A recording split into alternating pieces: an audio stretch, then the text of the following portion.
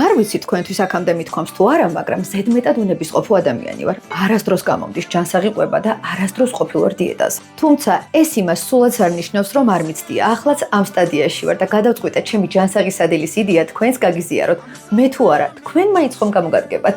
ვინაიდან ოჯახში ქათმის ხორცი ყველას გვიყვარს, სადილად შნიცელი გადაწყდა. თან მაცივარში ბიუბიუს ნედლი ქათმის ფილე მეგულებოდა. რა თქმა უნდა, ფილე პირველ რიგში შევაშრე ხელსახოცით და დავბეკვე. ახლა კი მოემზადეთ. ისეთი ხრიკი უნდა გაგიზიაროთ მომზადების პროცესში თქვენი სამზარეულო ისევ ისეთი სუფთა და წკრიალა იქნება, როგორც დასაწყისში. დაგჭირდება მხოლოდ ერთი თეფში და ფოლგა. ის ინგრედიენტებიც არ გამოგრჩეთ, რომელიც შნიცელს სჭირდება.